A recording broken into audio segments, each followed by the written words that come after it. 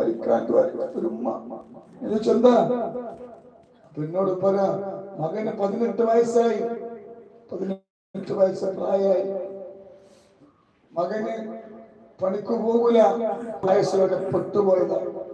ഇപ്പൊ വേണ്ടാത്ത മൊബൈലില് ഓരോരോ സെക്ഷൻ നിയമ കണ്ടിട്ട് ഉമ്മാന്റെത്തേക്ക് വരാത്ത അങ്ങനത്തെ ഒരു അവസ്ഥ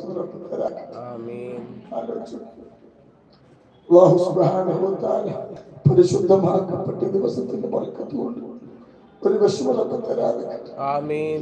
അൽഹംദുലില്ലാഹി റബ്ബിൽ ആലമീൻ ഹംദൻ തയ്യിബൻ മുബാറകൻ ജസീലൻ ജമീലൻ ബിദവാമി മുൽക്കില്ലാ ഹംദൻ യുവാഫി നിഅമഹു വയുകാഫി മസീദ. ആമീൻ.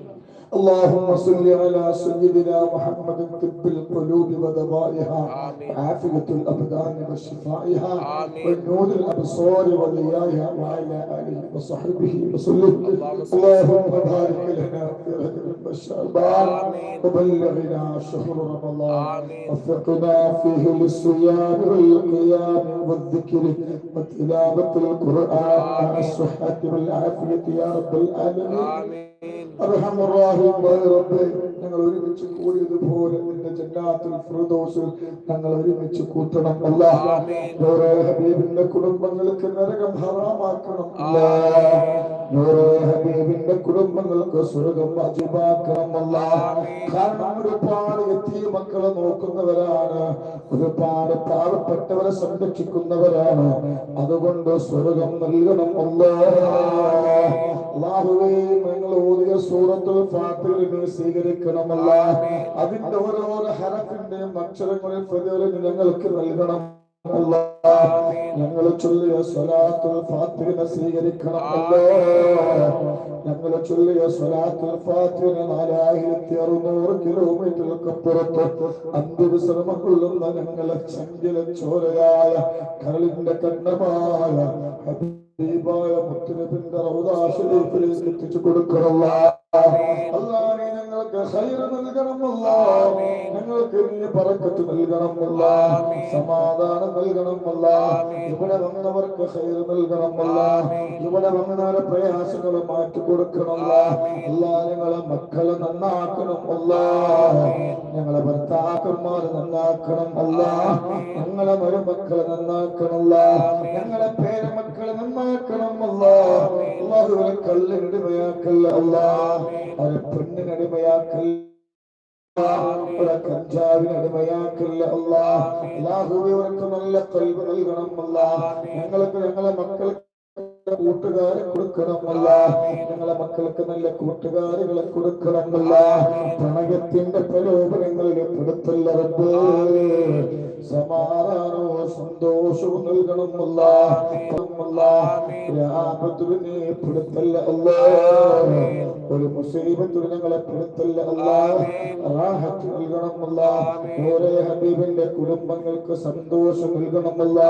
സിഹ്റുകാരന്റെ സിഹ്റിൽ നിന്ന് കാക്കണമല്ല. കണ്ണേറുകാരന്റെ കണ്ണോർന്ന് കാക്കണമല്ല.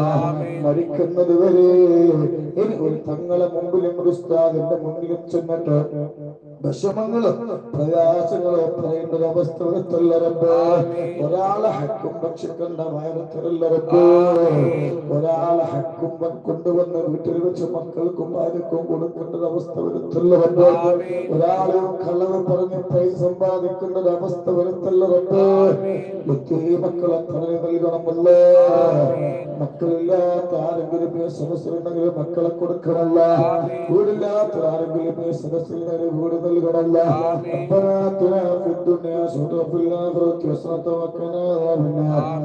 آمين آمين برحمتك يا أرحم الراحمين. توسلنا ببسم الله وبالهادي رسول الله وكل مجاهد لله وأهل البدير يا الله. سلام الله على طه رسول الله. صلاة الله سلام الله على ياسين حبيب الله. إلهي سلم الأمة من الآفات والنقمة ومن هم ومن أمة بأهل القدير يا Salatullah Salamullah ala Taha Rasulillah. Salatullah Salamullah ala Yasin Habibillah.